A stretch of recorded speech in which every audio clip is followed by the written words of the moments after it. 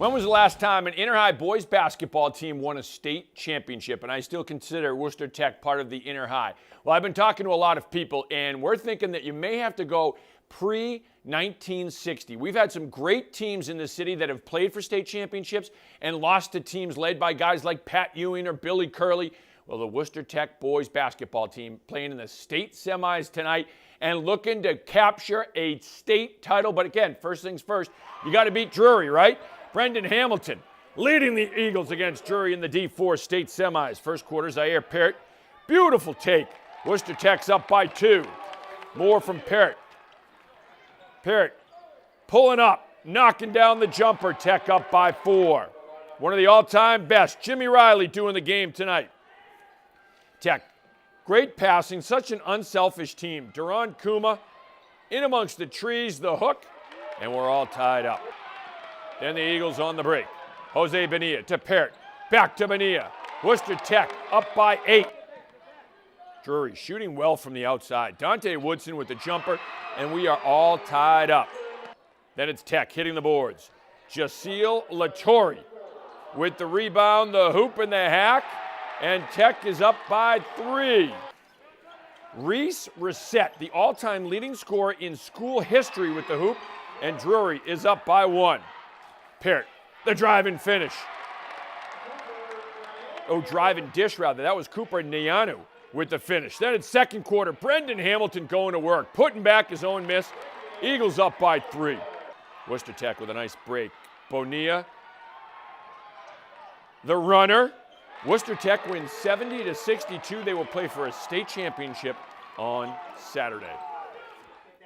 Westboro boys basketball team plays in the state semifinals tomorrow. They're happy with the district title, but they're not done.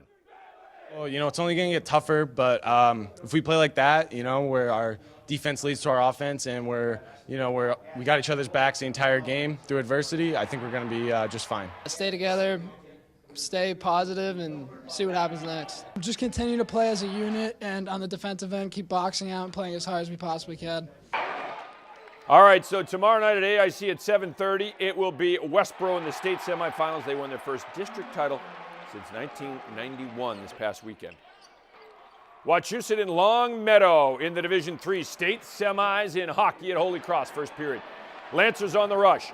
Mason Baron-Pinkowski pushing the puck in the net. Robert Joyle redirects it in. It's 1-0 Longmeadow. Wachusett on the rush. Peyton Marshall, the shot, the rebound. Stopped by Max Loyak.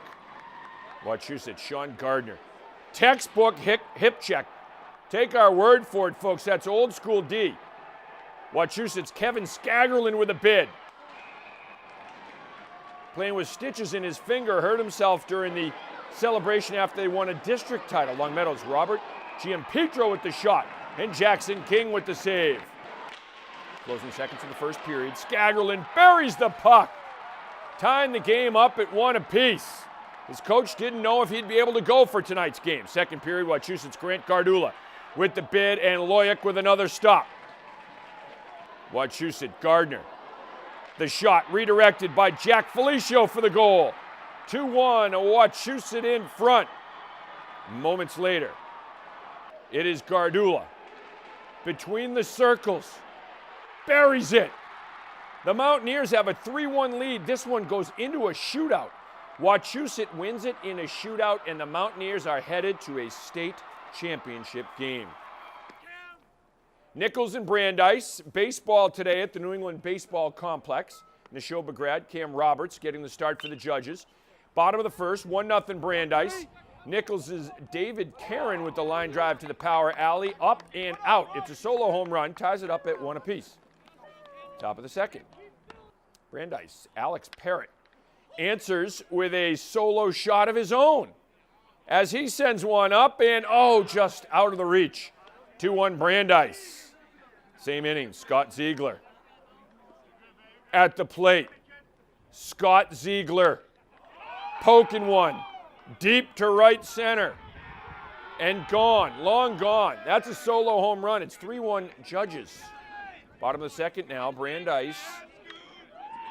Roberts is on the hill, and he's dealing. He gets the strikeout.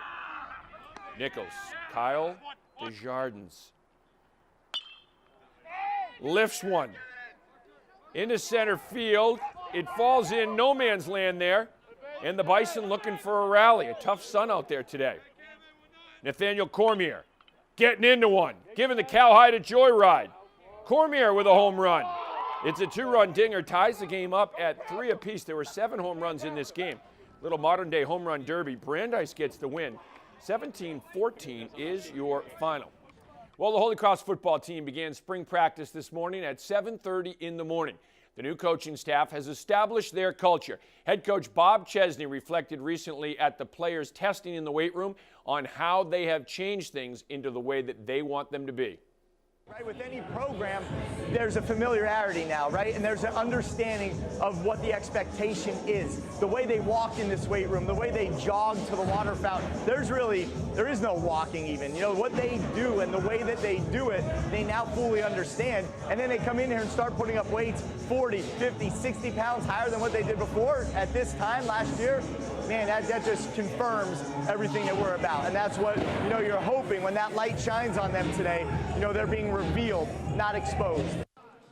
All right, so after a long winter of weightlifting, they are back on the field, spring practice, and it will culminate in the spring game on April the 13th. So the football is going right now. We got baseball going. We still have basketball and hockey. Everything's coming together at once. The more sports, the better. Exactly. The more, the merrier. Well, thank you so much. That is all we have for this half hour. For Kevin Shea, I'm Brittany Schaefer. Thank you for watching and have a great night.